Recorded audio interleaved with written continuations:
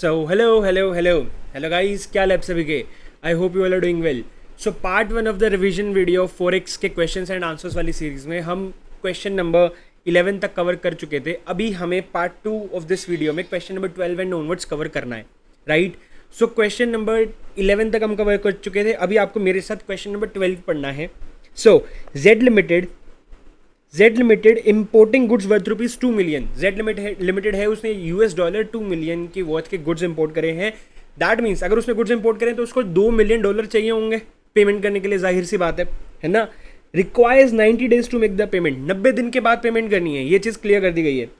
The overseas supplier offered 60 days interest free credit period. भैया देखो 60 दिन की तो आपको चिंता करने की जरूरत नहीं है. 60 दिन तक तो आपको ओवरसीज जो सप्लायर है ना वो खुद से क्रेडिट दे रहा है. वो बोल रहा है मैं ब्याज लूंगा ही नहीं आपसे. तो 60 दिन तक की तो आपको कोई टेंशन नहीं है. लेकिन उसके बाद वो बोल रहा है additional credit of 30 days and for additional credit of 30 days and interest of ₹8 per annum वो चार्ज करेगा. आपको 90 दिनों के अंदर पेमेंट करनी है. बोल रहा है पहले 60 दिन की आपको कोई टेंशन लेने की जरूरत नहीं है. बाकी के 30 दिन के लिए ना वो आपसे कितने परसेंट पे 8% पर एनम के हिसाब से इंटरेस्ट लेगा. उसके बाद वो बोल रहा है बैंकर्स जो है ना, बैंकर्स ऑफ जेड लिमिटेड, वो बोल रहे हैं कि हम 30 दिन के लिए आपको 10% पर एनम के हिसाब से वो दे देंगे, लोन दे देंगे. तो देखो ऊपर से देख के तो ये लग रहा है कि सप्लायर सस्ता लोन दे रहा है 30 दिन का, बैंकर हमें महंगा दे रहा है, इंडिया वाला बैंक महंगा दे रहा है. बट हमें ऐसा रेट देख कर नहीं पता करना, हमें पूरा इवेल्युएट करना है. बिकॉज हो सकता है करेंसी के एक्सचेंज फ्लक्चुएशन की वजह से हमें 10% वाला सस्ता पड़ जाए, है ना. सो वो बोल रहे हैं you are required to evaluate the following options. Pay supplier in 60 days. अगर आप सप्लायर को 60 दिन में पे करते हो that means you will be taking 10% per annum के हिसाब से लोन. ठीक है, 60 डेज में अगर आप पे करते हो सप्लायर को तो दैट मीन्स ₹57.10 के हिसाब से आप दोगे. देखो ₹57.10. तो पेमेंट ड्यू कितना है? देखो $2 मिलियन है. 2 मिलियन यानी कि 20 लाख. 20 लाख के ऊपर आप रेट लगाओगे, 20 लाख के ऊपर आपको रेट लगाना पड़ेगा इंटू 57.10. तो ये आपने ये लगाया तो दैट इज कमिंग टू 114,200,000. ठीक है, अब ये निकल कर आ गया. अब उसके ऊपर आपको 30 दिन का इंटरेस्ट देना पड़ेगा. किस रेट के ऊपर? 10% के हिसाब से. तो आपने 10% के हिसाब से 30 डेज का इंटरेस्ट दिया और हम 360 दिन मान के चल रहे हैं इस केस में. 114,200,000 इंटू 10% इंटू 30 डिवाइड बाई 360. तो ये निकल कर आ रहा है 951,667. तो बेसिकली आप इसको 360 डेज अज्यूम कर रहे हो. जनरली 360 डेज अज्यूम करते हैं अनलेस आईसीआई अगर कुछ नहीं लिख रहा. तो अगर आईसीआई कुछ लिख कर दे रहा है कि 360 लेना है, 365 डेज लेने हैं तो बात ही खत्म. अगर आईसीआई कुछ नहीं लिख कर दे रहा तो 360 ले लो, चल जाता है. ये निकल कर आया, आपने ऐड करा तो आपका टोटल आउटफ्लो इन रुपीज आ रहा है 115,151,667. अगर हम 90 डेज का क्रेडिट लेते हैं सप्लायर से तो हमें सप्लायर को पेमेंट कितनी करनी होगी? देखो अब इस केस में जो ब्याज है ना वो रुपीज में नहीं, वो डॉलर्स में लगेगा, जाहिर सी बात है. सो 2 मिलियन के ऊपर आपको 2 मिलियन की प्रिंसिपल देनी है. इसके ऊपर 8% पर एनम. 2 मिलियन का 8% कितना हुआ? 2 इंटू 8% इंटू 30/360 सॉरी. तो ये निकल कर आया 0.01333. ये इसको आप 2 में ऐड कर दो. 2.01333 आपको समथिंग, देखो 2.01333 मिलियंस या फिर 201,333 रुपीज. इतना आपको पे करना है. किस रेट के हिसाब से? 57.50 के हिसाब से. मल्टीप्लाई करा तो 115,766 निकल कर आ रहा है. सो देखो सप्लायर वाला जो 8% पर एनम वाला है ना, ये हमें सस्ता लग रहा था, लेकिन यहां पर हमारा आउटफ्लो ज्यादा हो रहा है. सो ऑल्टरनेटिव 1 इज बेटर. ठीक है, तो मैं आपको बोल रहा था कि ऊपर से देख के कभी भी वैल्यूएट नहीं करना, हमें पूरा डिटेल में जाना होगा. यही आपको चैप्टर सिखाना चाहता है. सो अब हम क्वेश्चन नंबर 13 पे जंप ऑन कर रहे हैं. मैं फुल स्क्रीन लगा रहा हूं एज यूजुअल. आपको ये क्वेश्चन पढ़ना है, फिर आप मेरे साथ पढ़ेंगे. सो हाँ जी, आई होप आप लोगों ने क्वेश्चन खुद से पढ़ लिया होगा. अब ये क्वेश्चन मैं आपको पढ़ाता हूँ. क्वेश्चन नंबर 13 देखो. Following other sport exchange rates. आपको स्पोर्ट एक्सचेंज रेट्स दे रखे हैं quoted in 3 different forex markets. Exchange rate sport वाले दिए हुए हैं 3 डिफरेंट मार्केट्स के. Just give me a second. हाँ जी, सो 3 डिफरेंट मार्केट्स के आपको फॉरेन एक्सचेंज रेट्स दिए हुए हैं. अब आपको ये बोला जा रहा है कि जो आर्बिट्राजर है उसके पास डॉलर्स हैं. कितने डॉलर्स हुए? $1 करोड़. उसके पास $1 करोड़ हैं. Assuming that there are no transaction costs, explain whether there is any arbitrage gain possible from the quoted exchange rates. देखो आपके पास डॉलर है और मैं यहाँ पर सबसे पहले आपके ध्यान में एक चीज़ लाना चाहूँगा. यहाँ पर आईसीआई ने कोट लिखा है USD अपॉन INR.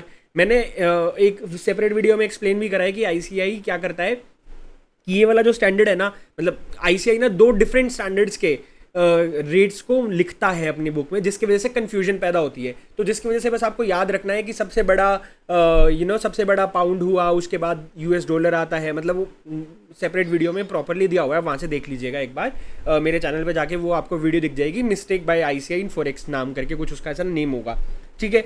तो इस केस में अगर आप देखेंगे यहाँ पर इन्होंने फॉरेन एक्सचेंज कोड को ऐसे दे रखा है यूएसडी अपॉन आईएनआर।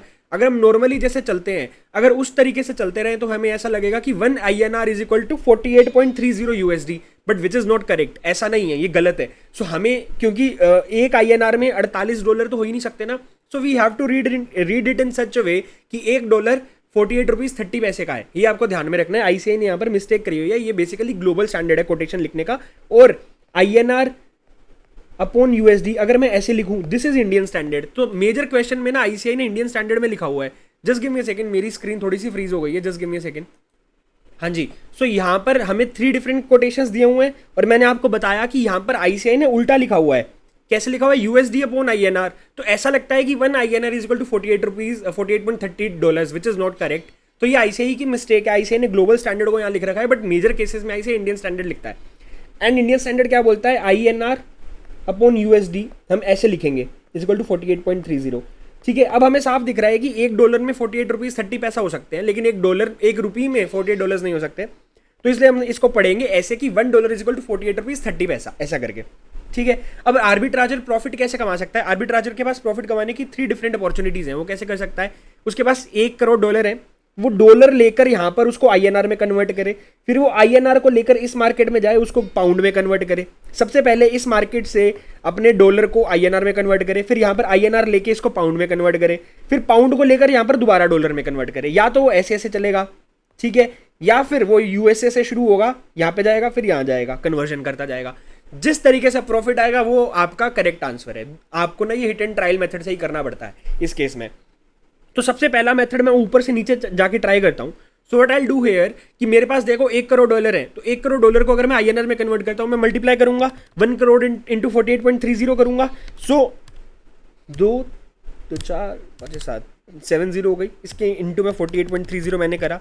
अब ये 483000000 ये मेरे पास आया। अब मैं इतने रुपीज लेकर जाऊंगा सेकंड मार्केट में और इसको कन्वर्ट करूंगा ग्रेट ब्रिटेन पाउंड में। अब मेरे पास रुपीज है, मैं रुपीज लेकर इस मार्केट में जा रहा हूं। तो मैंने आपको बताया कि हमेशा जिस चीज को कन्वर्ट करते हैं उस चीज को हम राइट हैंड साइड में जो करेंसी होती है, that means 1 GBP is equal to 77.52, इसके साथ कंपेयर करते हैं। यहां पर भी INR है, जिस चीज को मेरे को कन्वर्ट करना है 48.30 into 1 crore rupees, 1 crore dollar जो मैंने करा था, दैट मींस 4830,000 रुपीज। इसको जिसको कन्वर्ट करना है वो भी रुपीज है, तो डिवाइड होगा। तो मैंने इस वैल्यू को जो मेरे अभी कैलकुलेटर पे निकली हुई है, इसको मैं डिवाइड करूंगा किसके साथ? 77.52 के साथ। डिवाइड बाय 77.52, दैट मींस 6230650 इतने मेरे पास अब पाउंड्स है। ये पाउंड लेकर मैं जाऊंगा, यहां पर यूएसए में। अब राइट हैंड साइड में मेरी डॉलर की करेंसी है, 1 पाउंड इज इक्वल टू 1.6231, तो अगेन मल्टीप्लाई होगा। अब ये इस वैल्यू जो मेरे कैलकुलेटर पे है, I will multiply it with 1.6231 into 1.6231। मैंने मल्टीप्लाई करा तो मेरे कैलकुलेटर पे ये वैल्यू आ रही है। इतने डॉलर हो गए मेरे पास। स्टार्ट मैंने $1 करोड़ के साथ करा था, लेकिन अब मेरे पास डॉलर है 10112,968, है ना। तो इसमें से अगर मैं 1 करोड़ माइनस कर दूं तो मेरे पास जो बचेगा 112,968.2662। This is my profit, 112,968.2662। This is my profit, ठीक है। This is how you have arbitrage. अब फटाफट क्वेश्चन नंबर 14 आप एक बार पढ़ लीजिए, फिर मेरे साथ इस क्वेश्चन को आप पढ़ लीजिएगा। फुल स्क्रीन लगा रहा हूँ। हाँ जी, आई होप आपने एक क्वेश्चन पढ़ लिया होगा। अब ये क्वेश्चन आपको मेरे साथ पढ़ना है, बहुत ही सिंपल क्वेश्चन है। अ US dollar is selling in India at ₹55.50। India में स्पॉट रेट ये चल रहा है। इंटरेस्ट रेट दे रखा है कि 6 months borrowing rate in India 10% per annum. 6 month borrowing rate है लेकिन पर एनम है। And the corresponding rate in USA is 4%, ठीक है। अब आपसे पूछ रहा है, do you expect US dollar will be at premium और at discount in the Indian forex market? देखो, मैंने आपको कॉन्सेप्ट नोट्स में भी बताया था, मतलब कॉन्सेप्ट रिवीजन वीडियो में भी बताया था, और इवन मैंने अपने कॉन्सेप्ट नोट्स में भी लिखा हुआ है कि ना जिस कंट्री का इन्फ्लेशन रेट ज़्यादा होता है, इंटरेस्ट रेट ज़्यादा होता है ना, वो कंट्री का जो करेंसी होता है ना, वो ऑब्वियसली वो डिप्रिशिएट होता है। बिकॉज देखो, इन्फ्लेशन रेट आपके लिए हमेशा हानिकारक होता है।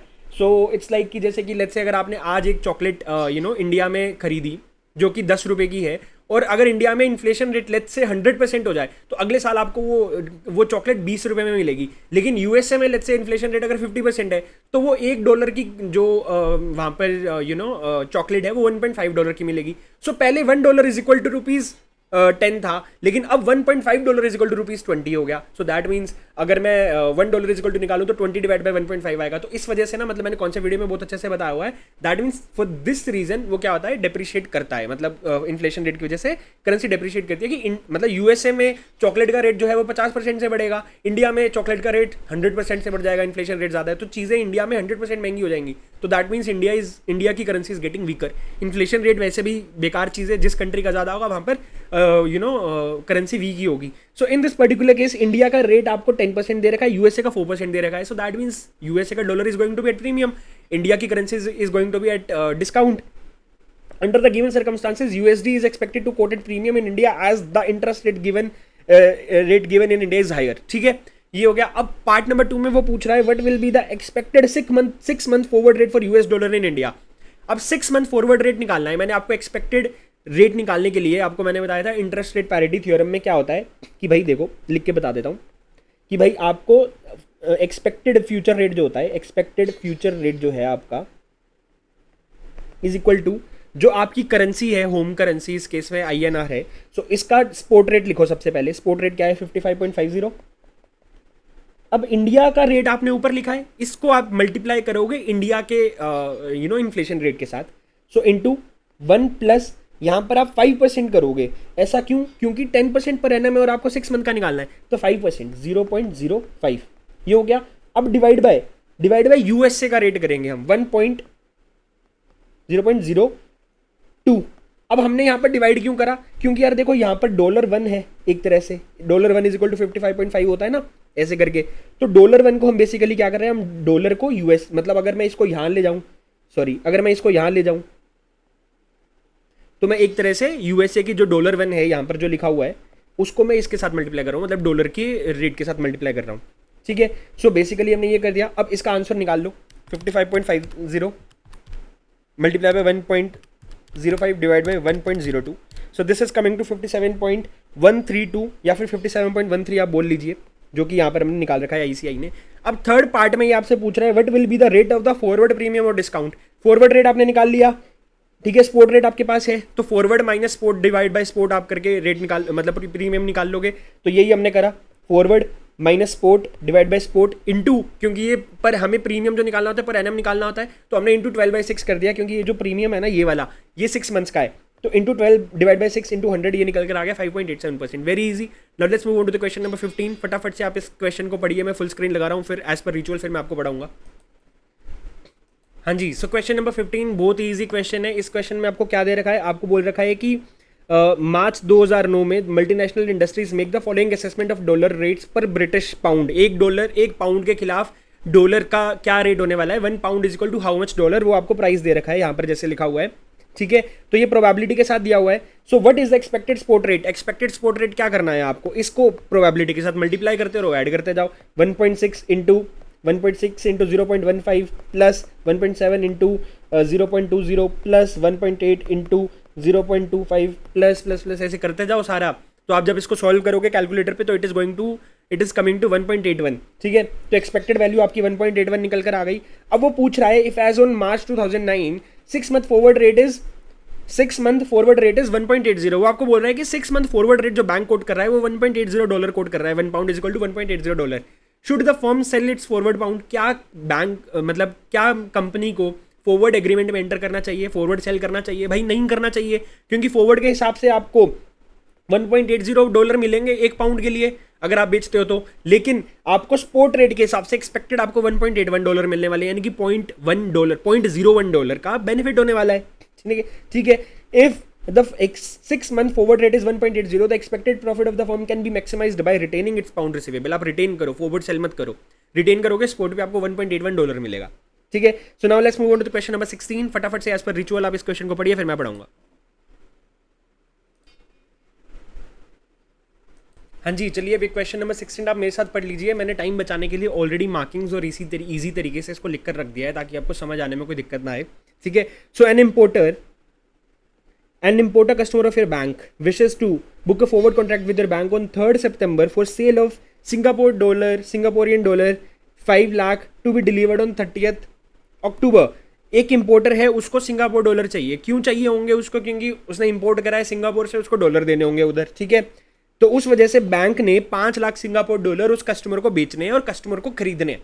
ठीक है, अब आपको ना एक चीज सोचनी है इस केस में कि यार आपको चाहिए किस चीज. क्यों? क्योंकि ना यहाँ पर देखो सिंगापुर डॉलर और रुपी का ना डायरेक्ट कोटेशन दे ही नहीं रखा, एक आपस में पैक्ड है ही नहीं. तो आपको सबसे पहले एज यूजुअल सोचना है कि भाई हमें क्या चीज चाहिए. हमें सिंगापुर डॉलर चाहिए और किस चीज के अगेंस्ट चाहिए रुपी. आपको रुपी देने हैं तो आप इंडिया के हिसाब से डायरेक्ट कोट सोचोगे हमेशा. इंडिया के हिसाब से डायरेक्ट कोट क्या होगा?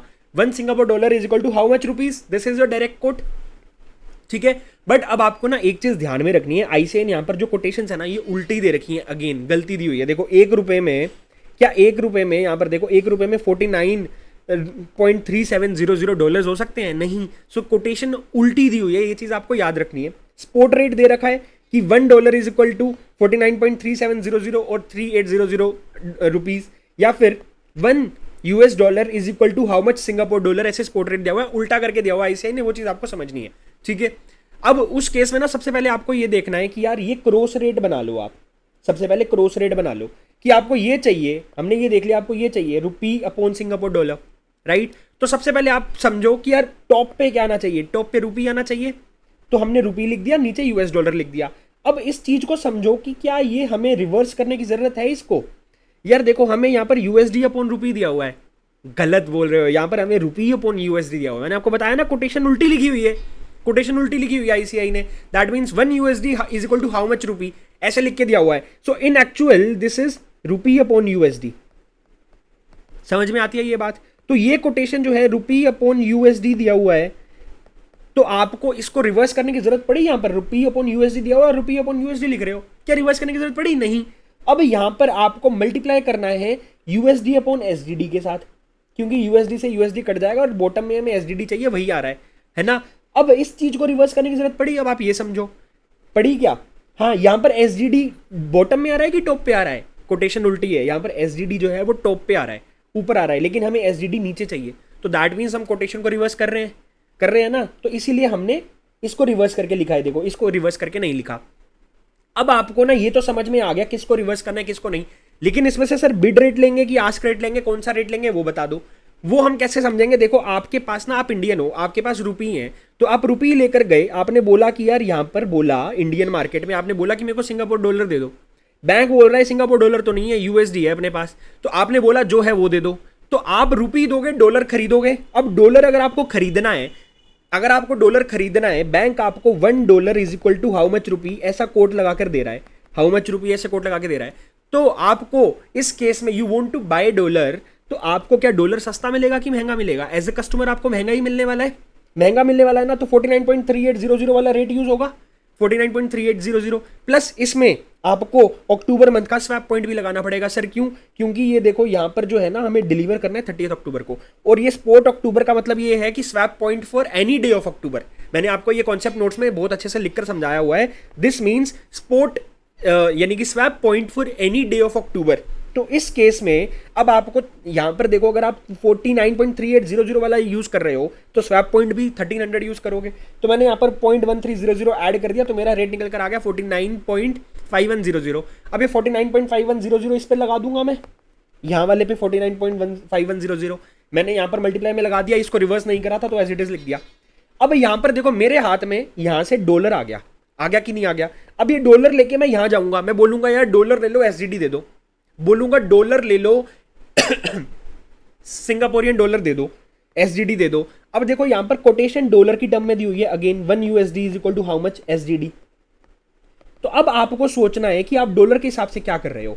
आप डॉलर यहां पर बेचने आए हो, क्योंकि आपने इंडिया से डॉलर पहले खरीद लिया रुपए देके. अब आप डॉलर बेचने आए हो. Since you are selling dollar, तो क्या बैंक आपको पैसे ज्यादा देगा कि कम देगा? बैंक आपको पैसे कम देगा ऑब्वियसली. तो इसीलिए हम यहाँ पर सस्ते वाला रेट लगाएंगे 1.7058. तो देखो मैंने यहाँ पर 1.7058 लगा दिया. 1.7058 प्लस 2 मंथ का स्वैप जो है मेरा 96 पॉइंट्स है, तो 0.0096 मैंने ऐड कर दिया. ये निकल कर आया 1.7154. तो मैंने यहाँ पर देखो मैंने आपको बताया था ना रिवर्स करा, तो मैंने 1 डिवाइड बाय 1.7154 करके लिख दिया. तो दिस इज कमिंग टू 28.8621. देखो आईसीआई ने भी निकाल दिया. ठीक है, 28.8621। अब इस पे एक्सचेंज मार्जिन लगेगा 5 पैसे का, वो आपको बता रहा है 5 पैसे का एक्सचेंज मार्जिन है, लास्ट में ऐड कर दो, आपने 5 पैसे ऐड कर दिया तो 28.9121 आ गया। ठीक है, इसमें एक्सचेंज मार्जिन का भी कुछ पंगा होता है, आगे कोई क्वेश्चन आएगा तो मैं उसमें आपको यहाँ पर लास्ट में ऐड क्यों करा ऐसा डिटेल में बता दूंगा। ठीक है, आगे देखते हैं किसी क्वेश्चन में आता है तो मैं आपको बता दूंगा। तो ये 5 पैसे का आपने एक्सचेंज मार्जिन ऐड करा तो आपका आंसर निकल कर आ गया 28.9121। This is your 28.9121 your answer. Now let's move on to the question number 17 as per ritual आप पढ़िए फिर मैं आपको पढ़ाऊंगा। हाँ जी, सो क्वेश्चन नंबर 17 अब आप मेरे साथ पढ़िए।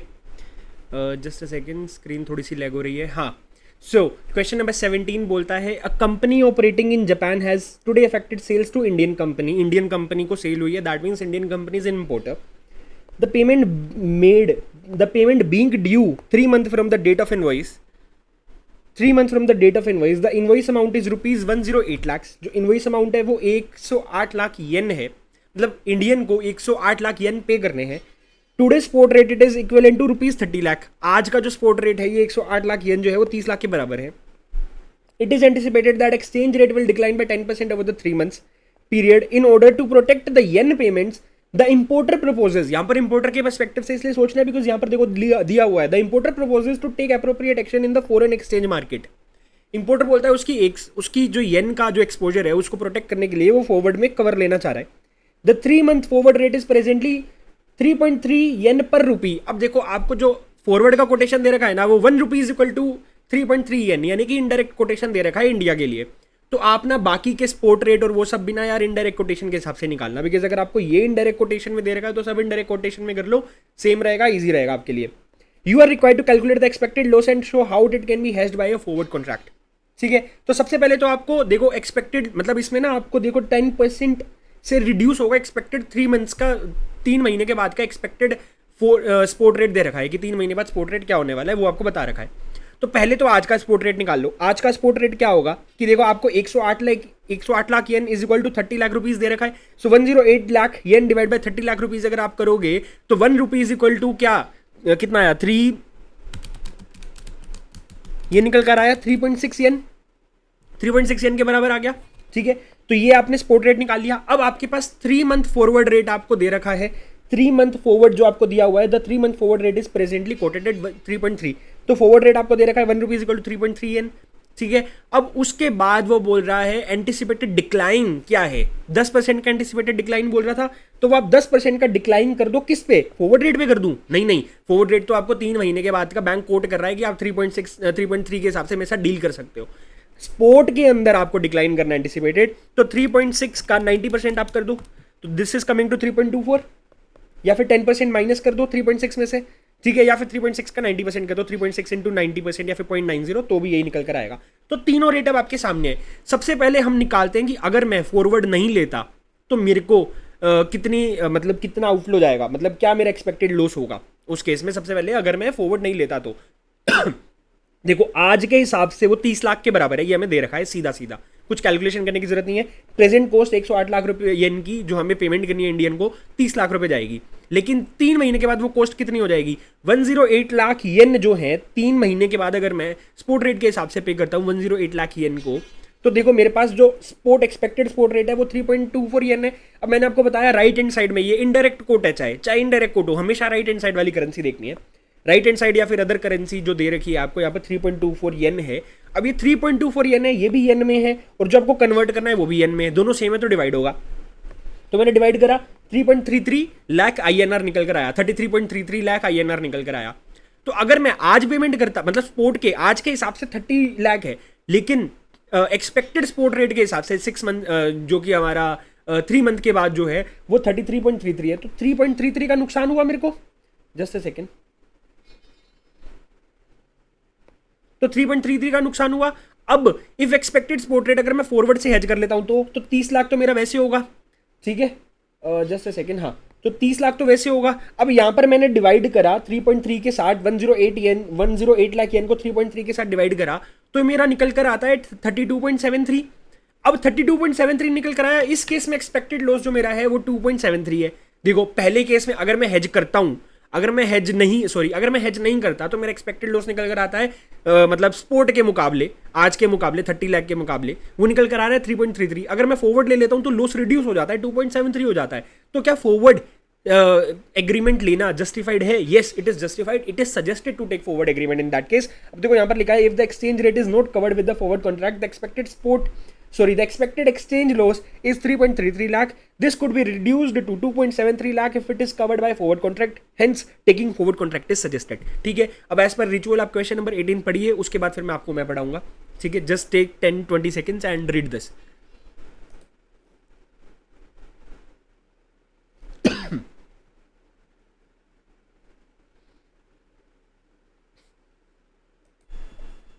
So question number 18, ABC company that means ये यूएसए की कंपनी है, have taken a 6 month loan from foreign collaborators for $2 million।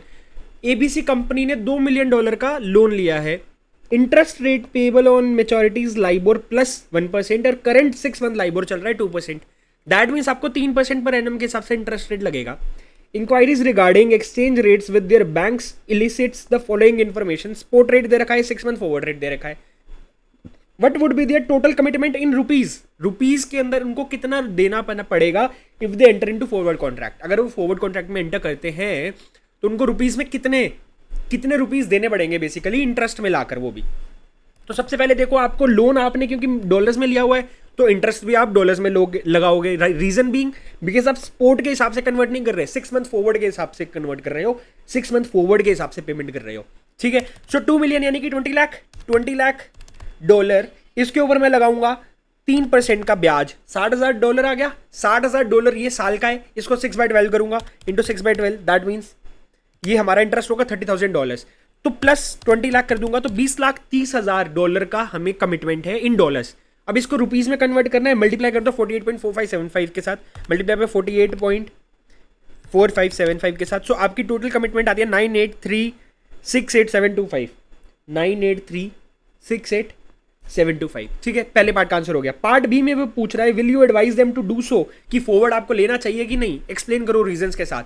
देखो, आपको एक्सपेक्टेड स्पॉट रेट दे नहीं रखा। अगर आपको एक्सपेक्टेड स्पॉट रेट की जानकारी दी होती तो आप एक्सपेक्टेड स्पॉट रेट निकालते, फिर उसके हिसाब से कंपेयर करते जैसे प्रीवियस क्वेश्चंस में करते आए। बट अब 6 month का एक्सपेक्टेड स्पॉट रेट के बारे में कोई इन्फॉर्मेशन दे नहीं रखी तो हम इस पे ज्ञान पे लेंगे, अच्छे से हम ज्ञान देंगे। अब हमें ज्ञान क्या देना है कि इट इज सीन। देखो, सबसे पहले ना ये चीज आप यहां से एक एनालिसिस बना सकते हो कि फॉरवर्ड के हिसाब से ना ऐसा लग रहा है कि डॉलर जो है वो डेप्रिशिएट होगा। 48.5275 का स्पॉट है और बैंक बोल रहा है कि 6 महीने बाद जो फॉरवर्ड रेट है वो 48.4575 है। जनरली जब एक्सपेक्टेशन ही होती है कि डॉलर एप्रिशिएट करेगा, बैंक आपको फॉरवर्ड भी महंगे रेट पे ही देगा, लेकिन इस केस में बैंक आपको फॉरवर्ड कम रेट पे दे रहा है। That means there is an expectation कि डॉलर डेप्रिशिएट होने वाला है। ठीक है, सो इस वजह से it seems that forward rate, that the market expectation is that dollar will depreciate from forward rate, ऐसा लगता है। If the firm's own expectation, अब देखने में ये लग रहा है लेकिन फर्म की एक्सपेक्टेशन क्या है? If the firm's own expectation is the dollar will depreciate more than what bank has coated, कि भाई बैंक ने 48.4575 बोला है, अगर फर्म को ऐसा लगता है कि एक्सपेक्टेड जो स्पॉट रेट होगा ये इससे भी नीचे चला जाएगा, तो भैया बेनिफिशियल है कि आप फॉरवर्ड मत लो, क्योंकि आपको उस कम रुपीस देने पड़ेंगे और ज्यादा कम देने पड़ेंगे, है ना। उस केस में तो मतलब फर्म की एक्सपेक्टेशन पे डिपेंड करेगा। इस केस में आगे क्या लिखा हुआ है देखो, हाँ, it may be worthwhile to not to cover the forward and keep the exposure open. अगर इससे ज्यादा डेप्रिशिएट करे ऐसी एक्सपेक्टेशन है तो if the firm is no specific view regarding future dollar price movements, it would be better to cover. भैया जब आपको कुछ पता ही नहीं आता, पता ही नहीं है बढ़ेगा क्या घटेगा, तो भैया आज ही फ्रीज कर लो, बेटर है। एक प्राइस फिक्स हो जाएगा, आपको पता चल जाएगा भैया इससे ज्यादा पैसे नहीं जाने हमारी जेब से, चाहे फायदा हो फिर आगे चाहे नुकसान हो, लेकिन एक शांत दिमाग से सो तो पाओगे, नींद तो ले पाओगे कि यार प्राइस ऊपर नीचे होगा तो क्या दिक्कत होगी, है ना। This would freeze the total commitment, ठीक है, पढ़ लेना आप। Given the interest rate differentials and interest rates between India and USA, it would be unwise to expect continuous depreciation of the dollar. The US dollar is a stronger currency. फलाना ढिमकाना फालतू का ज्ञान है, पढ़ लेना, ठीक है। अब क्वेश्चन नंबर 19 पे मूव ऑन करते हैं। मैं फुल स्क्रीन लगा रहा हूँ, आप फटाफट पढ़ लीजिए, फिर मेरे साथ पढ़ेंगे। हाँ जी, अभी क्वेश्चन नंबर 19 आप मेरे साथ पढ़ लीजिए। एक्सेल एक्सपोर्टर्स हैं, ये एक्सेल एक्सपोर्टर्स हैं, इनके पास एक एक्सपोर्ट बिल है $1 लाख, इनको $1 लाख रिसीवेबल है 60 डेज में। Hence they are considering about the they are worried about the following USD value. देखो भाई, आपको 6 महीने के बाद, सॉरी 60 दिन के बाद, 6 महीने बोल रहा हूँ, 60 दिन के बाद आपको डॉलर मिलने वाले हैं। आपको डर तो लगेगा ना, डॉलर का प्राइस गिर रहा है, यानी कि आपको INR कम मिलेंगे अगर प्राइस गिर गया तो। So they are worried about following USD value which is currently 45 rupees 60 paisa. एक डॉलर का रेट है 45 रुपये 60 पैसे। The concerned export consignment has been priced on an exchange rate of 45.50 पर USD। कि जो एक्सचेंज रेट जो कोट हुआ है ना, स्पोर्ट एक्सपेक्टेड स्पोर्ट रेट, यानी कि आप ये बोल लो कि 60 दिन के बाद जो स्पोर्ट रेट है ना, वो 45 रुपये 50 पैसे निकल कर आता है। आज का जो स्पोर्ट रेट है वो 45.60 है। 60 दिन के बाद का जो स्पोर्ट रेट होगा वो 45.50 है। ठीक है, लेकिन ये तो आपको 60 दिन के बाद पता चलेगा ना, आज आप इसके बारे में पता ही नहीं है, आपको ये रेट पता ही नहीं है। So that's why you are worried कि 45 रुपये 60 पैसे से अगर नीचे गया तो हमारा नुकसान हो जाएगा। The firm bankers have quoted 60 days forward rate at ₹45.20। तो जो बैंकर है ना, जो फर्म का बैंक है, उसने 45 रुपये 20 पैसे का कोटेशन दिया है 60 डेज फॉरवर्ड का। तो भाई आप एक बात बताओ, पहले पार्ट में आपसे पूछ रहा है rate of discount coated by bank. Question आपको क्लियरली बोल रहा है कि भाई डॉलर डिस्काउंट पे है। अरे दिख भी रहा है, पहले 45 रुपीज 60 पैसा मिल रहा है, अब फॉरवर्ड के हिसाब से 45 रुपीज 20 पैसा मिलेगा, तो डिस्काउंट पे तो है। तो कितना डिस्काउंट पे आप वो बताओ। तो हम प्रीमियम और डिस्काउंट कैसे निकालते थे, मैंने आपको बताया था कैसे निकालते थे। तो आप सबसे पहले करते थे forward minus spot upon spot. ठीक है, तो इस केस में आपका फॉरवर्ड रेट क्या है 45.20 माइनस स्पॉट कितना है 45.60 डिवाइड बाय 45.60। अब ये जो है ना, ये रेट जो है ये आपका 60 दिन का है, आपको पर एनम निकालना है। तो यहाँ पर 365 यूज करा है ICAI ने, कुछ क्वेश्चन में दे नहीं रखा 365 या 360 क्या लेना है। अब 360 भी ले लो तो भी ठीक है, लेकिन एग्जाम में ICAI बकायदा आपको लिख कर देगा। तो इस केस में क्योंकि आंसर भी 365 ले रहा है तो हम भी 365 ले लेते हैं अपॉन 60 इंटू 100। इसको आप सॉल्व करोगे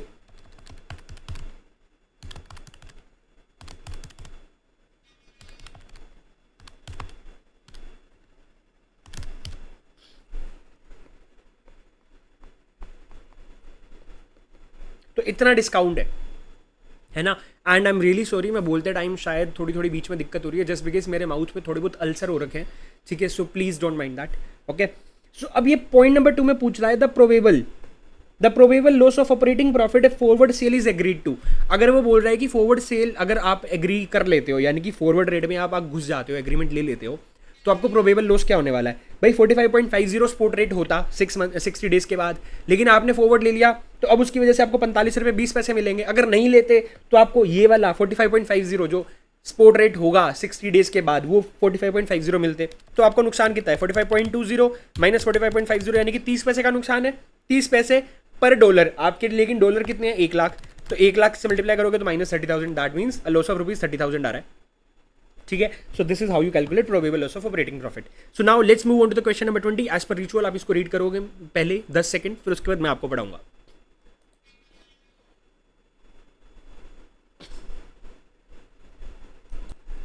हाँ जी, सो क्वेश्चन नंबर 20 आप मेरे साथ पढ़ लीजिए।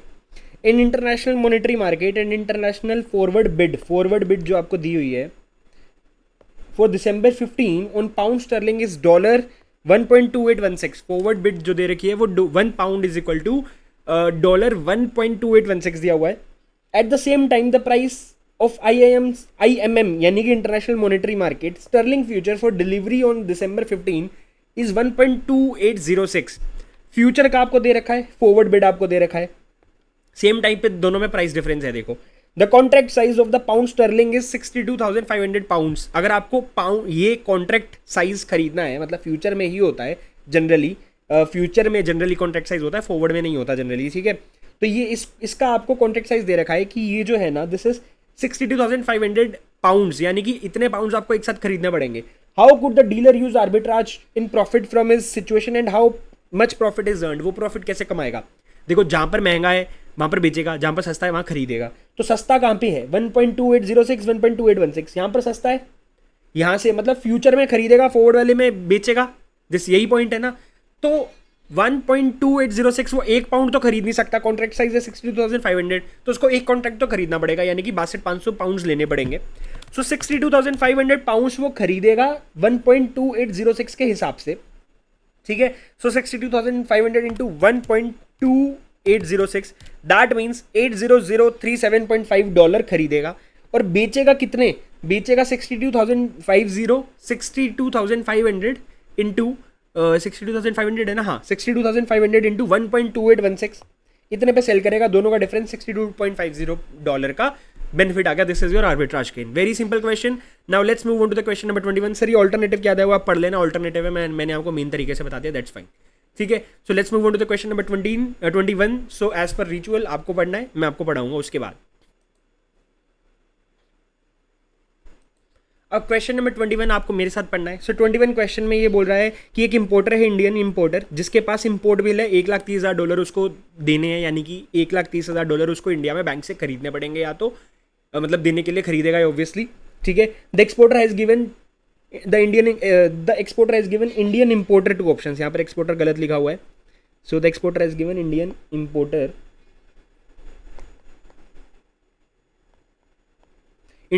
को 2 ऑप्शंस मिल रहे हैं. पे इमीडिएटली विदाउट एनी इंटरेस्ट, या तो आप आज ही पे कर दो, या फिर 3 महीने के बाद पे करना 5% पर एनएम के ब्याज के हिसाब से. अब देखो, अगर वो आज पे करता है, इमीडिएटली पे करता है, तो वो इमीडिएटली पे करने के लिए पैसे कहां से लाएगा, बैंक से लोन लेगा. अब बैंक उसको लोन, इंडिया में बैंक से लोन लेगा ना, तो इंडिया में बैंक उसको लोन किस रेट पे दे रहा है, वो दे रहा है 15% पर एनएम के हिसाब से दे रहा है फॉर ओन ओवरड्राफ्ट. तो अब आपको इवैल्यूएट करना है कि किस मतलब आज ही पे करना चाहिए या फिर 3 महीने के बाद. तो अगर वो आज पे करता है तो देखो आज के हिसाब से उसको 1,30,000 1,30,000 है ना, $1,30,000 को स्पोर्ट रेट पे वो कन्वर्ट करेगा आईएनआर में, है ना. तो अब यानी कि $1,30,000 उसको खरीदने हैं तो बैंक उसको महंगा रेट देगा, यहाँ पे स्पोर्ट रेट में महंगा रेट देगा. दैट मीन्स 48.36 लगेगा.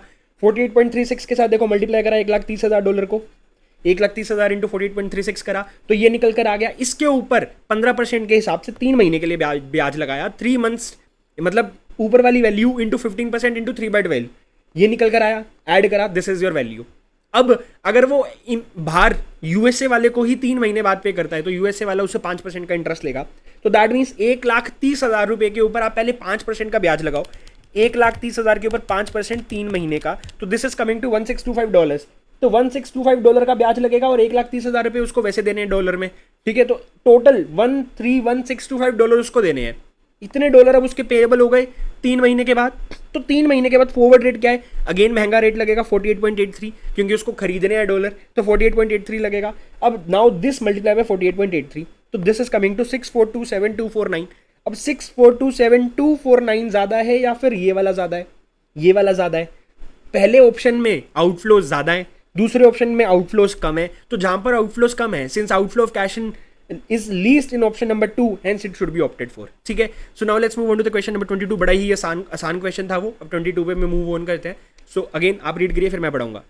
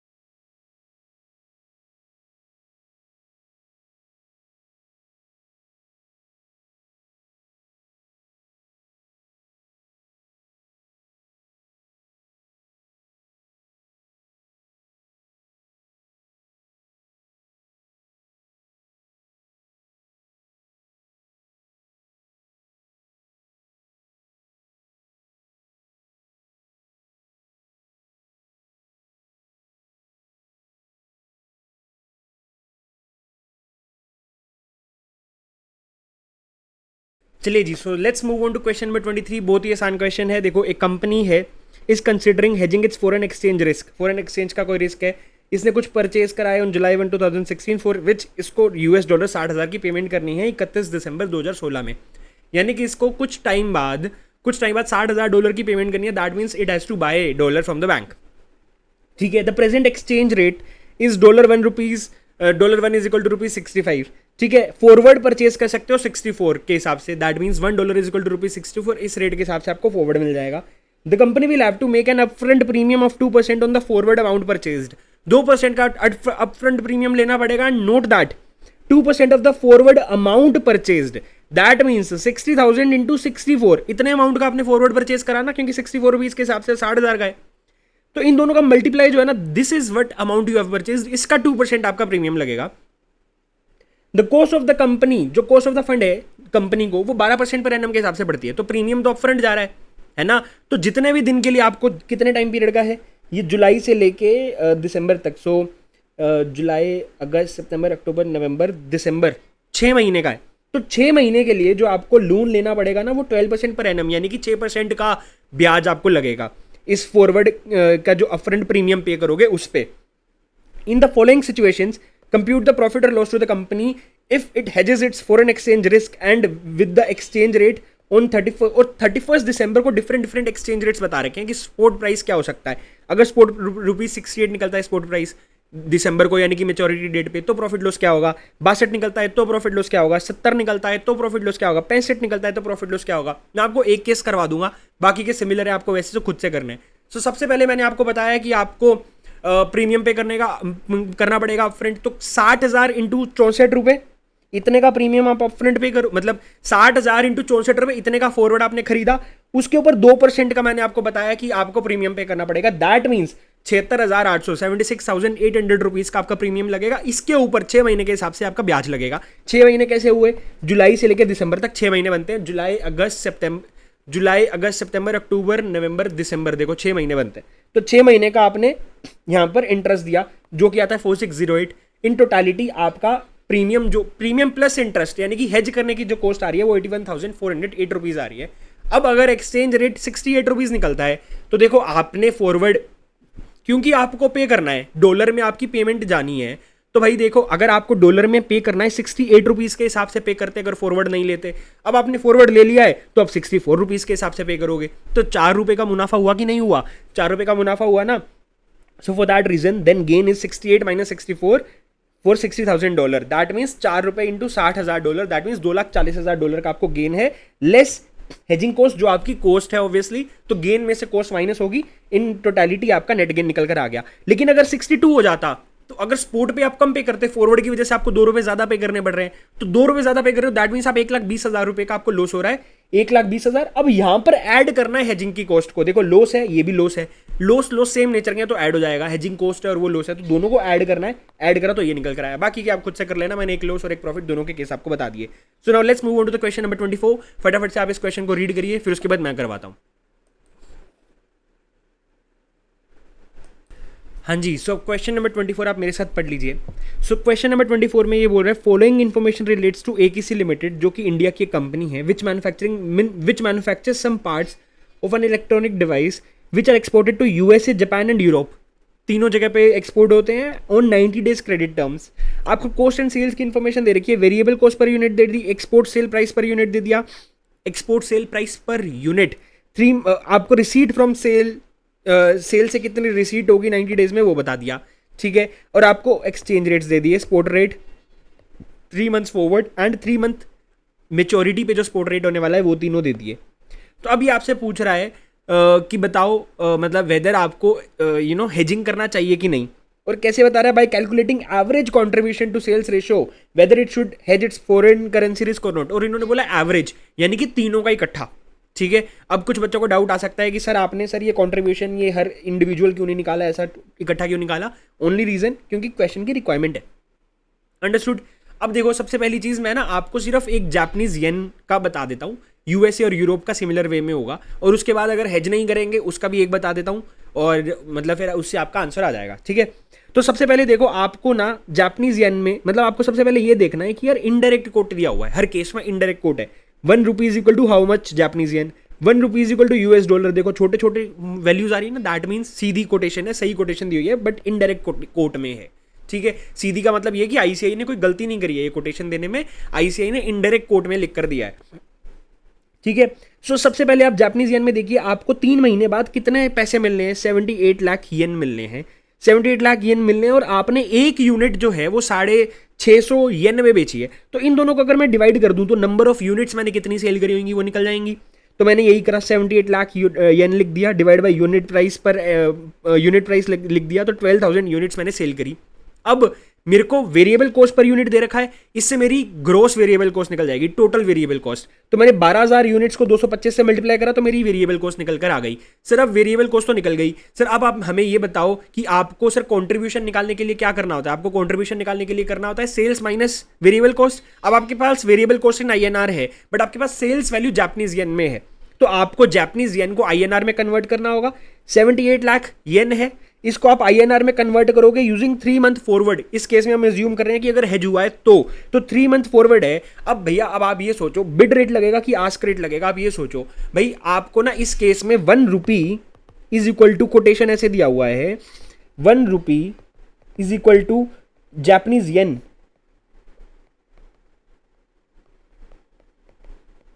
दिस सेंस में आपको इस सेंस में कोड दिया हुआ है, यानी कि जो आपकी बेस करेंसी है ना, यहां पर रुपी है, सिंगल यूनिट करेंसी इज रुपी। तो आपको रुपी के एंगल से सोचना है। आप एक्सपोर्टर हो, आपको येन मिलेंगे, येन आप बैंक के पास लेके जाओगे, बैंक येन ले ले। अब बैंक को येन दोगे तो रुपी का क्या करोगे, रुपी आप बैंक से खरीदोगे। येन सेल कर रहे हो तो दूसरी करेंसी जो है उसका अपोजिट करोगे ना, यू आर सेलिंग येन। येन क्यों सेल कर रहे हो, क्योंकि आप एक्सपोर्टर हो, आपको बाहर से येन मिला, आप वो येन लेकर गए इंडियन बैंक के पास, बोला येन ले लो और रुपी दे दो। अब रुपी के एंगल से सोचना है, that means you are purchasing rupee. अगर आप कोई बेस करेंसी को खरीद रहे हो तो बैंक आपको वो चीज महंगे में लगाएगा, दैट मीन्स इस केस में आपको ये वाला आस्क रेट लगेगा 2.427, ये वाला 2.427 आपका आस्क रेट लगने वाला है। सो 78 लाख येन डिवाइड बाय 2.427 येन करूंगा, क्योंकि देखो ये अदर करेंसी जो यहां पर मेरी राइट हैंड साइड में है प्लस ये दोनों सेम है, दोनों येन में है, तो सेम है तो मैं डिवाइड करूंगा। सो 78 लाख डिवाइड बाय 2.427 में कर दूंगा, सॉरी 78 लाख बोल रहा हूँ, हाँ 78 लाख ही है, sorry. So 78 lakh divide by 2.427 अगर मैं करता हूं तो ये निकल कर आता है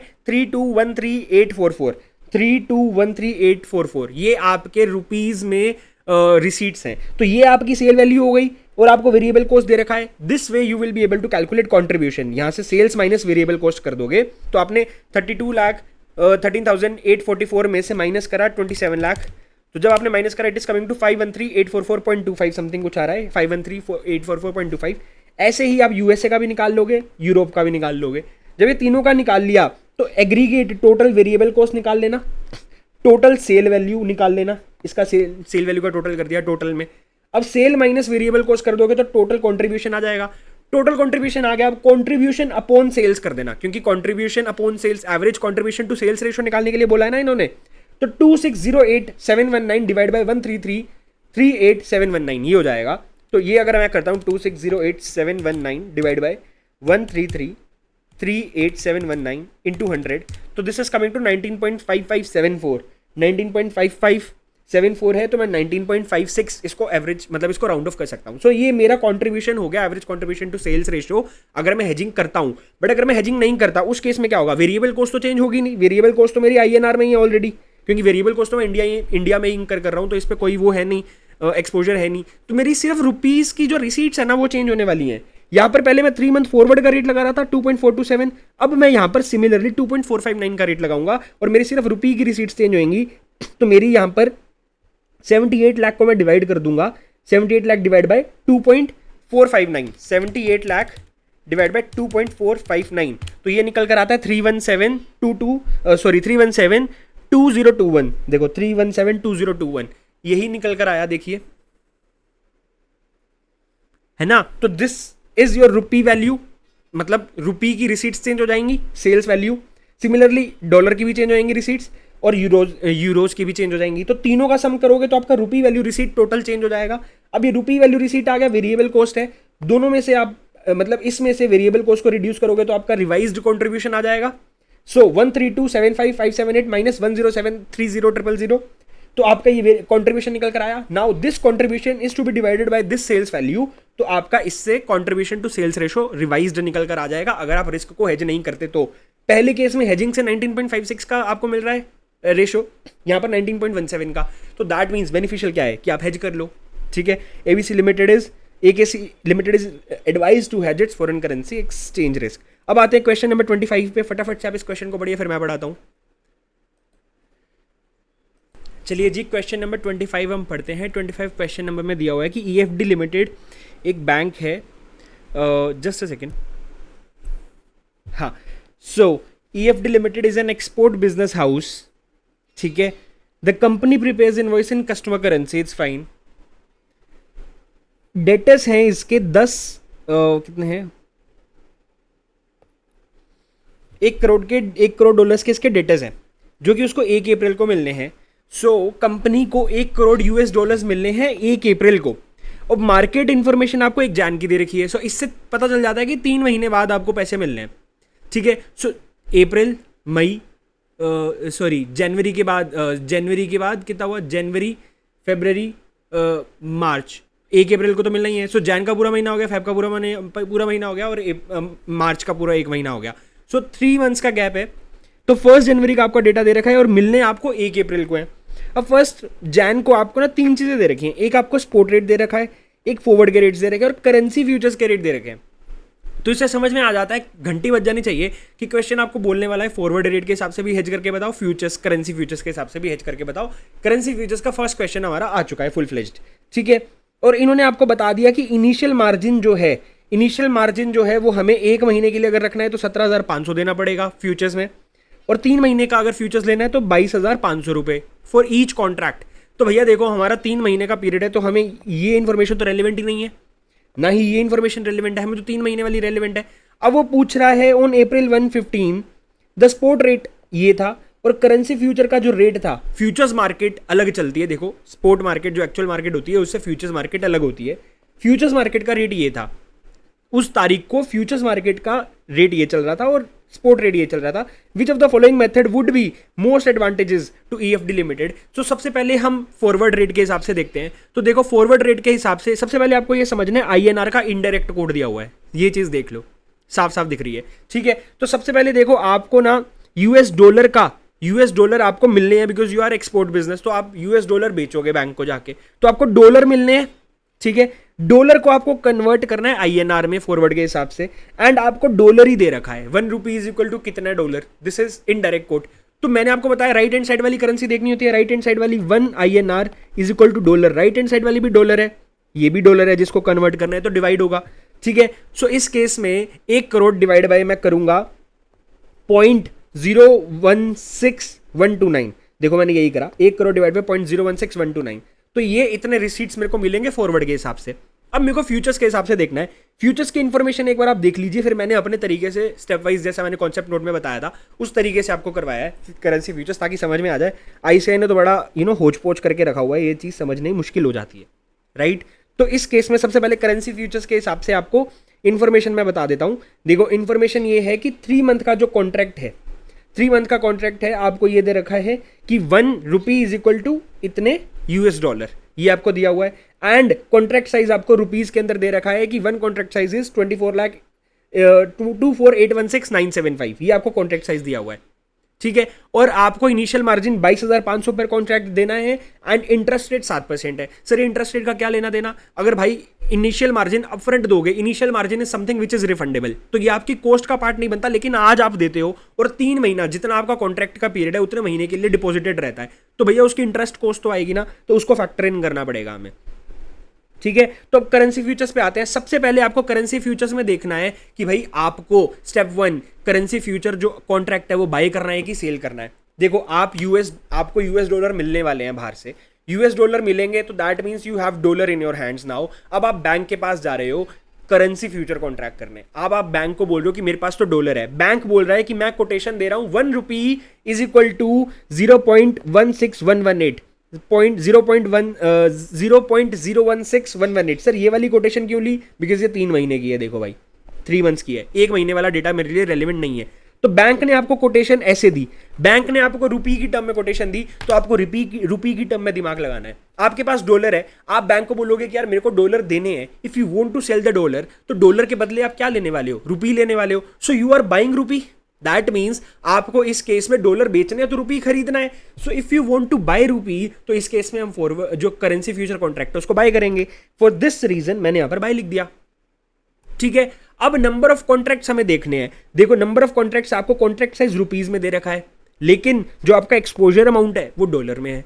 तो अब भाई एक्सपोजर अमाउंट को, जो डॉलर में एक्सपोजर अमाउंट है, इसको पहले आईएनआर में कन्वर्ट करो। कैसे करेंगे, 1 करोड़ डॉलर डिवाइड बाय जो 3 मंथ का कॉन्ट्रैक्ट रेट है ना उससे डिवाइड कर दो, ये इससे आपका एक्सपोजर अमाउंट रुपीज में कन्वर्ट हो जाएगा। सो मैंने यही करा। सबसे पहले मैंने इस नीचे वाले को मत देखो, मैंने देखो 1 करोड़ डिवाइड बाय 0.016118 इससे डिवाइड कर दिया, तो ये मेरा रुपी में कन्वर्ट हो गया। नाउ इट इज इन रुपी, इसको मैं कॉन्ट्रैक्ट साइज से डिवाइड कर दूंगा, ये मेरा रुपी निकल चुका है, एक्सपोजर अमाउंट रुपीज में।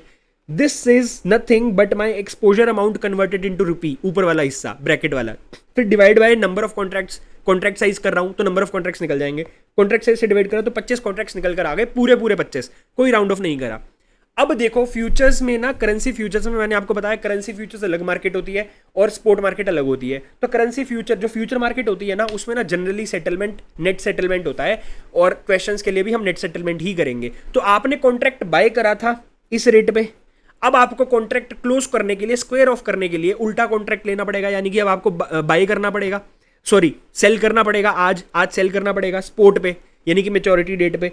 तो मेच्योरिटी डेट पे ना देखो आपको ना 2 रेट दे रखे हैं क्वेश्चन में। अगर आप आते हो, आपको ऑन 1 अप्रैल स्पॉट रेट दे रखा है एक, तो एक करेंसी फ्यूचर का रेट दे रखा है। मैंने बोला दोनों मार्केट अलग चलती हैं, तो आपको करेंसी फ्यूचर का रेट लेके चलना है। बहुत बार क्वेश्चन में ऐसा भी होगा, क्वेश्चन आपको करेंसी फ्यूचर रेट देगा ही नहीं, ये बोलेगा ही नहीं इसके बारे में कुछ भी, तो मान के चलेंगे स्पॉट रेट और करेंसी फ्यूचर रेट बराबर हैं और एक के हिसाब से आंसर कर देंगे। लेकिन इस क्वेश्चन में दोनों अलग अलग दे रखे हैं, तो हमें इसके हिसाब से चलना होगा, ठीक है। तो हम इस पे सेल करेंगे, ये हमने बाय करा था इफ यू रिमेंबर स्टेप 1 में, तो यहां पर सेल करेंगे 0.16134 पे सेल करेंगे, 0.016134 पे सेल करा, बाय करा इस पे, तो हमारा नेट जो हमारा मार्जिन आया 1 रुपी इज इक्वल टू कितने डॉलर, मतलब 1 रुपी के कॉन्ट्रैक्ट के लिए हमारा इतना मार्जिन है।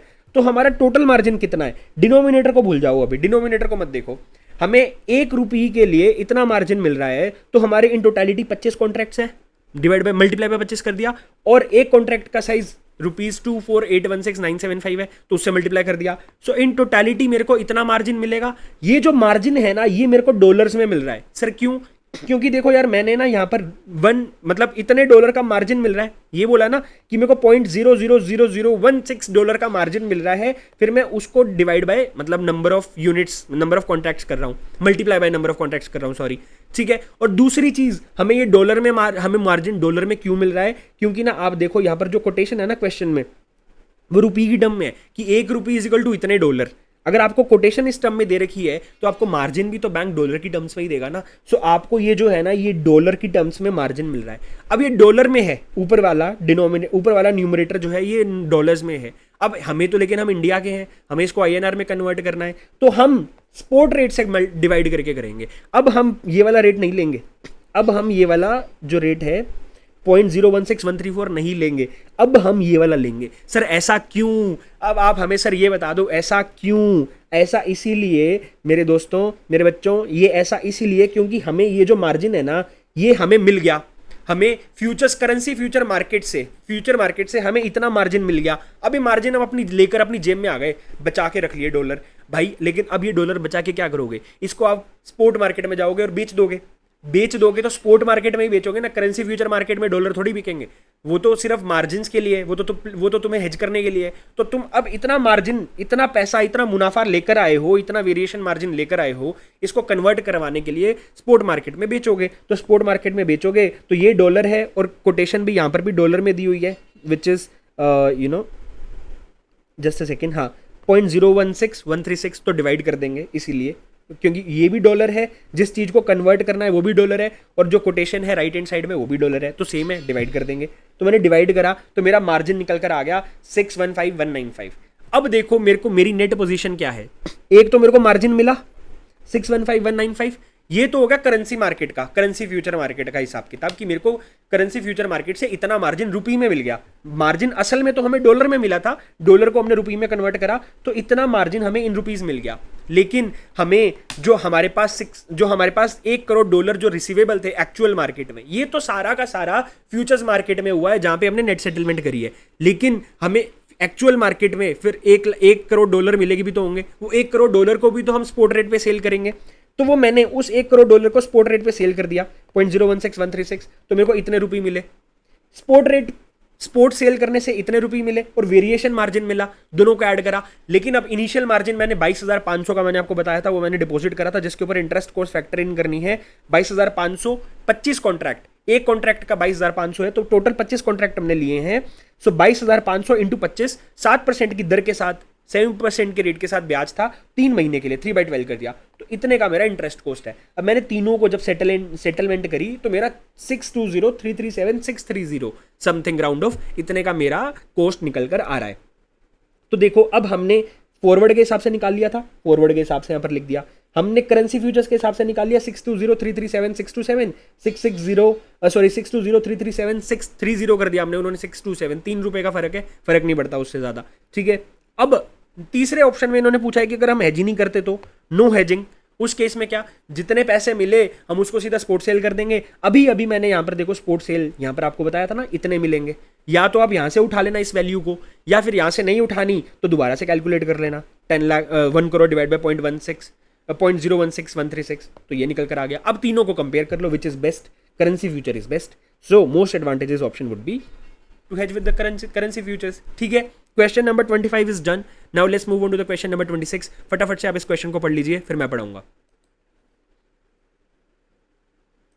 हाँ जी, so let's move on question number 26। Question number 26 में आपको स्पॉट रेट दे रखा है $1 इज इक्वल टू 48.0123 रुपीज, 180 दिन का फॉरवर्ड रेट दे रखा है। Annualized interest rate for 6 month, rupee के हिसाब से, रुपी का जो इंटरेस्ट रेट चल रहा है इंडिया में वो 12% है, एंड यूएसए में जो इंटरेस्ट रेट चल रहा है वो 8% है।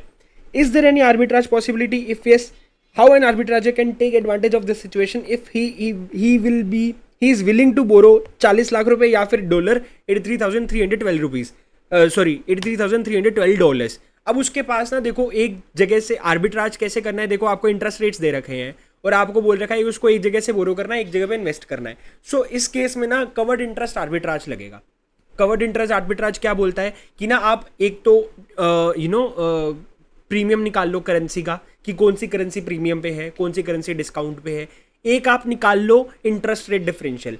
अगर इंटरेस्ट रेट डिफरेंशियल ज्यादा होगा, दैट मीन्स इंटरेस्ट रेट के हिसाब से आपको ज्यादा कमाई हो सकती है, तो उस केस में हम इंटरेस्ट रेट को मद्देनजर रखते हुए उधार लेंगे, ठीक है, पैसा लोन पे लेंगे और दूसरी जगह पे ऑब्वियसली इन्वेस्ट हो जाएगा।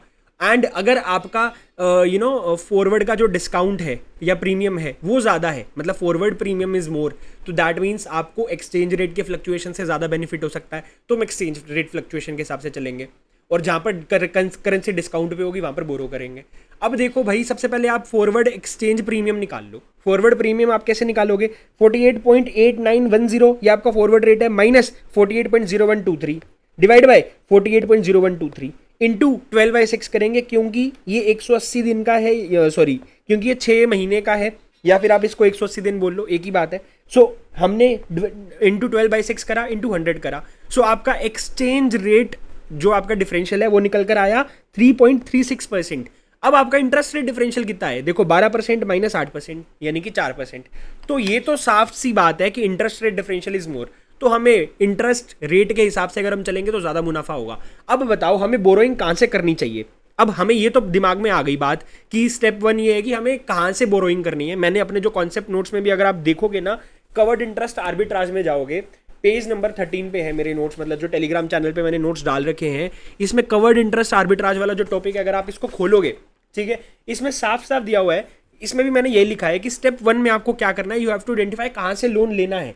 अब आपको कहाँ से बोरो करना है, देखो ये चीज़ पता चल गई कि इंटरेस्ट रेट डिफरेंशियल ज़्यादा है, दैट मीन्स इंटरेस्ट रेट के हिसाब से चलोगे तो ज़्यादा बेनिफिट कमा सकते हो, 4% तक का बेनिफिट कमाया जा सकता है।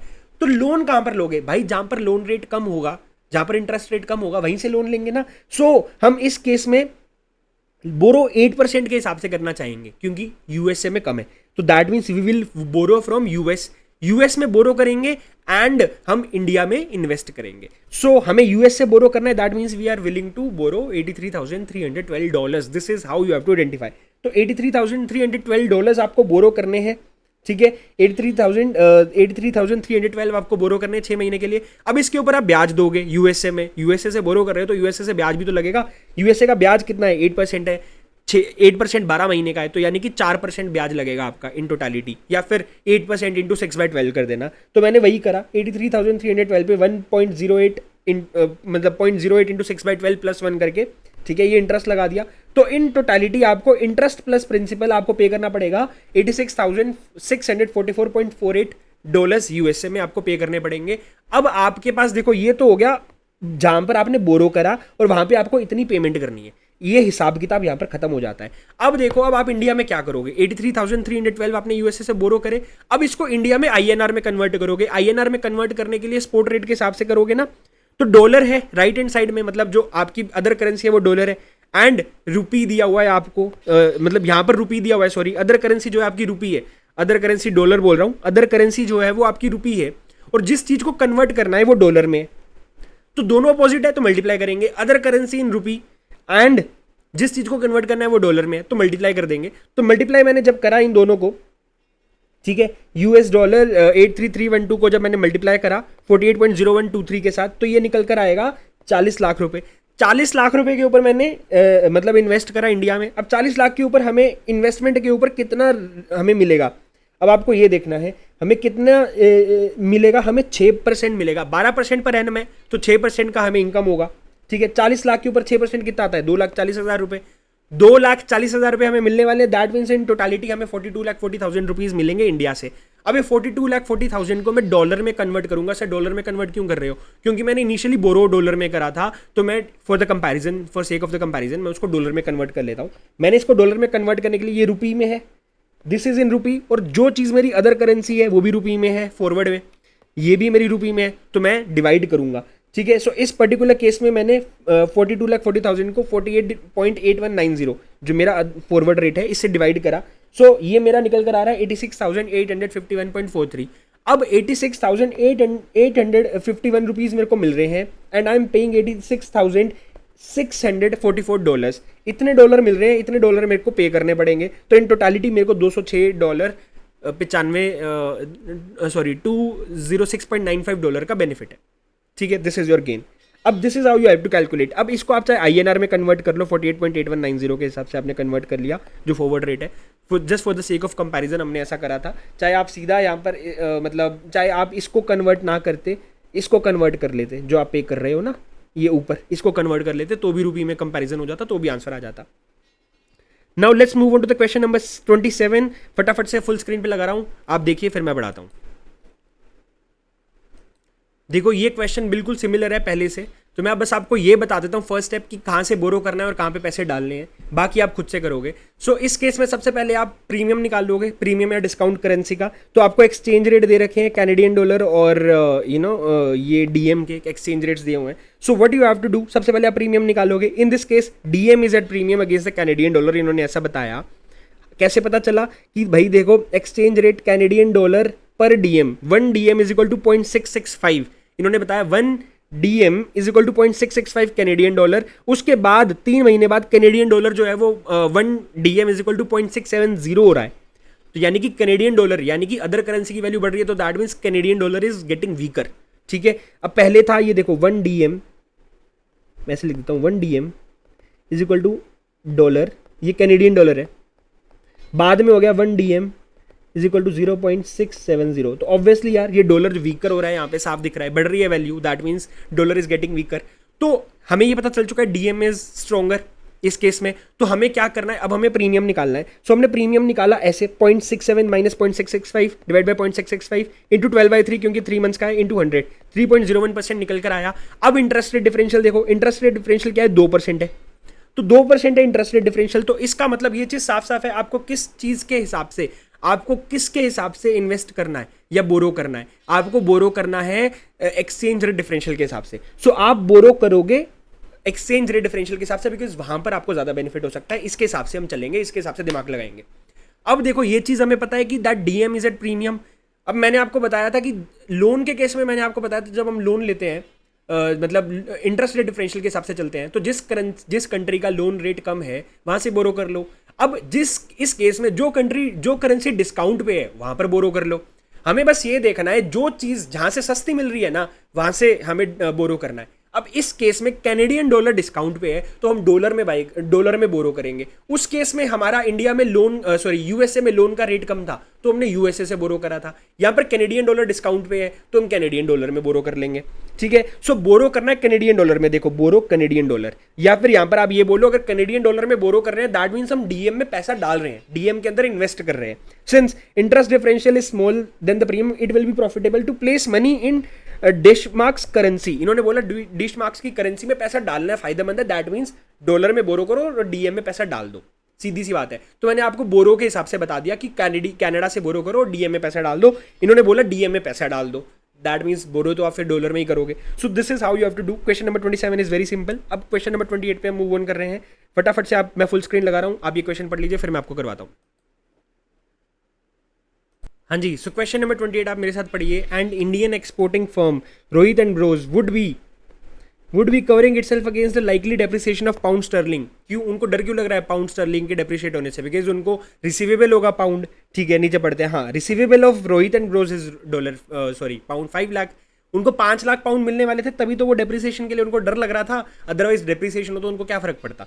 ठीक है, स्पोर्ट रेट दे रखा है आपको 1 पाउंड इज इक्वल टू ₹56 और आपको पेमेंट डेट बता रखे 3 महीने बाद, और इंटरेस्ट रेट दे रखा है इंडिया और यूके का। एक्सपोर्टर को क्या करना चाहिए भाई? देखो इस केस में आपको डिफरेंशियल वाली जैसे पहले क्वेश्चन में इन्फॉर्मेशन दी हुई थी वो सब तो दे नहीं रखी, तो इस केस में आप मनी मार्केट हेज लगा सकते हो कि एक जहाँ जिस करेंसी से आपको रिसीवेबल है वहां पर आप लोन ले लो वहीं से, है ना। और आज ही वो लोन लेके मतलब जैसे यूके से रिसीवेबल है पाउंड्स 3 महीने बाद, तो आज यूके में इतने पाउंड लोन पे ले लो कि वो 3 महीने बाद 5 लाख हो जाए। 3 महीने बाद 5 लाख होंगे तो हम यूके में जिससे हमें 5 लाख जिससे 5 लाख पाउंड मिलने हैं ना, हम उसको बोल देंगे अरे सुन 5 लाख पाउंड मेरे को तुझसे लेने हैं और मैंने तेरे यूके में एक बैंक से लोन ले रखा है जिसको मैंने 5 लाख पाउंड पे भी करने हैं। आज मैं थोड़ा मतलब ऑब्वियसली आज मैं 5 लाख पाउंड से कुछ कम अमाउंट का लोन लूंगा, फिर वो ब्याज जुड़ के 3 महीने बाद 5 लाख हो जाएगा, तो मैं उसको बोलूंगा जिससे मेरे को लेने हैं उसको बोलूंगा अरे मेरे को उससे 5 लाख पाउंड लेने हैं, उसको 5 लाख पाउंड देने हैं, तो मेरे यहाँ पे सीधा बैंक को पे कर दे। हम दोनों का भी लेना देना खत्म हो जाएगा और मेरा बैंक के साथ भी लेना देना खत्म हो जाएगा। मतलब मैं उस बंदे से लेता पैसे फिर मैं बैंक को देता, रादर देन मैंने उसको बोला कि तू यूके में सीधा बैंक को दे दे, मैं यूके में कुछ नहीं करूंगा। तो यूके में आज बोरोइंग कर लो, फिर आज यूके में बोरो करके उसको इंडिया में इन्वेस्ट कर दो। ये करना होता है मनी मार्केट में। सो जहां पर हमारी एसेट है वहां पर लाइबिलिटी बना दो, और अगर लाइबिलिटी है तो वहां पर एसेट बना दो, ऐसा कुछ होता है। तो रिसीवेबल 5 लाख पाउंड है तो हम आज कुछ ना कुछ बोरो करेंगे। कितना बोरो करें? 5 लाख पाउंड बोरो करने हैं। इसको आज हम डिवाइड कर देते हैं 0.05 इंटू 3/12 प्लस 1 से। इससे क्या होगा? 493827 निकल कर आया। सर ऐसा क्यों करा? देखो यहाँ पर आईसीए ने लिख रखा है जैसे ये एक्स है, लेट्स से एक्स अमाउंट आपको बोरो करना है, आज एक्स अमाउंट बोरो करा और उसके ऊपर ब्याज लगेगा 1.05 इंटू 3/12 का। फिर ब्याज लगने के बाद वो 5 लाख के बराबर हो जाना चाहिए, ये बोलना चाह रहा है वो। ठीक है, क्योंकि principal into principal plus interest, मतलब जो भी आप अमाउंट ले रहे हो उसके ऊपर प्रिंसिपल प्लस इंटरेस्ट का मल्टीप्लिकेशन जब मैं कर दूं तो 5 लाख हो जाना चाहिए, यानी कि प्रिंसिपल में इंटरेस्ट जुड़ने के बाद वो 5 लाख डॉलर हो जाना चाहिए। तो मैं इसको डिवाइड कर दूं अगर, तो एक्स निकल कर आ जाएगा। इतना करने की जरूरत नहीं है भैया, ये सीधी सी बात है। आप ये समझ लो कि 5 लाख जो है वो 3 महीने के बाद की फ्यूचर वैल्यू है, मैं आज इसको प्रेजेंट वैल्यू पे लेके आ रहा हूं, इतना भी समझ सकते हो। तो मेरे को 493827 पाउंड्स का लोन लेना है। सो 493827 पाउंड्स का अगर मैं लोन ले रहा हूं तो मैं इसको आज लोन लेके मतलब, और साथ में 3 महीने के बाद ये लाइबिलिटी यूके की क्लोज हो जाएगी जब मैं लोन पे कर दूंगा 3 महीने बाद, तो यूके का लेना देना मेरा खत्म हो जाएगा। लेकिन आज मैंने इतना लोन लेकर पैसा अपने यहां पर ले आया मैं एडवांस में, 3 महीने बाद यूके में कुछ नहीं करना, वो थर्ड पार्टी हमारे बिहाफ पे लोन रीपे कर देगी। ठीक है, बात खत्म। अब ये जो मैं पैसे ले आया मैं इसको INR में कन्वर्ट करूंगा, तो स्पोर्ट रेट के हिसाब से मैं कन्वर्ट कर लेता हूँ। 56 रुपए है, इंटू 56 कर देता हूँ।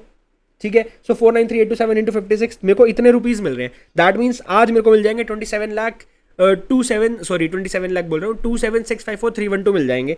इसके ऊपर मैं इसको इन्वेस्ट करूंगा तो इंटरेस्ट मिलेगा। इन्वेस्ट किस रेट पे करूंगा? 12% पर एनएम के हिसाब से। कितने महीनों के लिए? 3 महीनों के लिए। ठीक है, सो मैंने 27,654,312 इंटू मैंने क्या करा, 12% के हिसाब से इंटरेस्ट करा, मतलब ये 1 प्लस क्यों करा, वो ये प्रिंसिपल है ऑब्वियसली। तो आप इसमें सीधा इंटरेस्ट निकाल कर अलग से ऐसे 27654,312 प्लस 27654,312 इंटू 0.12 इंटू 3/12 ऐसे भी कर सकते हो अगर बहुत ज़्यादा टाइम है तो, ठीक है, ऐसे भी आंसर निकल कर आ जाएगा, ठीक है। तो ये आपको इन्वेस्ट करने के बाद 3 महीने के बाद इतने रुपीज़ मिलेंगे। अब मनी मार्केट से बेनिफिट हुआ कि नहीं हुआ, हुआ कैसे सर? देखो, अगर आपके स्पोर्ट रेट के हिसाब से मैं देखूं, 5 लाख इंटू 56 अगर मैं करता हूं, 5 लाख इंटू 56 करता हूं, तो मेरे को 28 मतलब कितना मिलना था, इन दोनों को अगर मैं मल्टीप्लाई कर देता हूं तो मेरे को मिलना था 28000 इतने रुपीज मेरे को मिलने थे, ठीक है। दैट मीन्स 2,80,00,000 रुपए मेरे को मिलने थे, लेकिन मेरे को मिल कितने रहे हैं, 284,83,941। तो दैट मीन्स 4,83,941 का बेनिफिट है कि नहीं है? Yes, there is a benefit of rupees 4,83,941 rupees. So this is how you have to calculate money market hedge. ठीक है। सो क्वेश्चन नंबर 29 ये भी मनी मार्केट हेज पे ही है, मैं नहीं पढ़ा रहा, आपको खुद से देखना है इस क्वेश्चन को। Now let's move on to the question number 30। फटाफट से एक बार इसको पढ़ लो, मैं फुल स्क्रीन लगा रहा हूँ, बहुत चुन्नू मुन्नू सा क्वेश्चन है।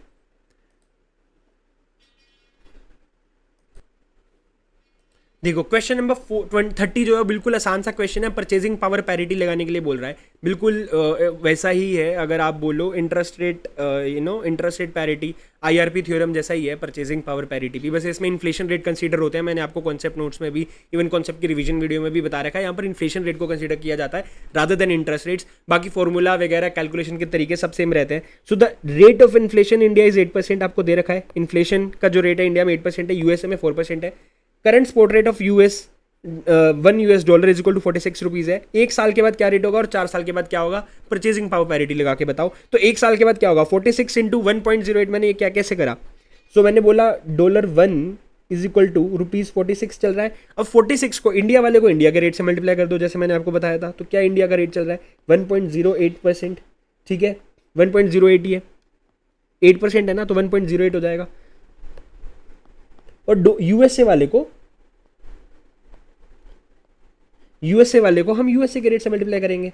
सर ये यूएसए वाले को यूएसए के रेट पे कहाँ से मल्टीप्लाई करा, अगर अरे यहाँ पर मल्टीप्लाई करते हैं, यहाँ पर मल्टीप्लाई करता, या फिर यहाँ पर मैं इसको बॉटम में ऐसे डिवाइड लिख दूँ, बात तो एक ही है ना। तो ठीक है, ऐसे करके हमारा ये निकल गया। अब 47.77 पहले साल का निकल गया, दूसरे साल के लिए 47.77 हमारा बेस रेट बन जाएगा एक्सचेंज रेट का, ठीक है, अदर करेंसी बन जाएगी। उसको 1.08 डिवाइड बाई 1.04 से मल्टीप्लाई करेंगे, अगेन ऐसे करेंगे नेक्स्ट रेट, फिर अगेन नेक्स्ट रेट, तो ये 4th ईयर का भी निकल कर आ जाएगा। This is how you have to do question number 30। अब हम टोटल 4x के क्वेश्चन नंबर 30 तक कर चुके हैं, आईसीआई के टेस्ट नॉलेज वाले, ठीक है। इसके जो फर्दर क्वेश्चंस हैं, कुछ 20 से क्वेश्चंस और बचे होंगे। I will try to cover these as soon as possible in part number 3 of this video. So stay tuned and subscribe to my YouTube channel. And अगर आपको ये सीरीज़ अच्छी लग रही है, अगर आपको फॉरेक्स में ज़रा सी भी हेल्प हुई है, एंड मेरा भरोसा है कि आपको काफ़ी हेल्प हुई होगी अगर आपने ये वीडियो देखी है, तो then please like, share and subscribe to my YouTube channel and also subscribe to my Telegram channel. And अपने दोस्तों के साथ मैक्सिमम इस वीडियो को शेयर कीजिए, मेरे को भी थोड़ा मोटिवेशन मिलना चाहिए ऐसी रिवीजन सीरीज़ को कंटिन्यू करने के लिए। Thank you so much, take care, God bless you all, bye bye.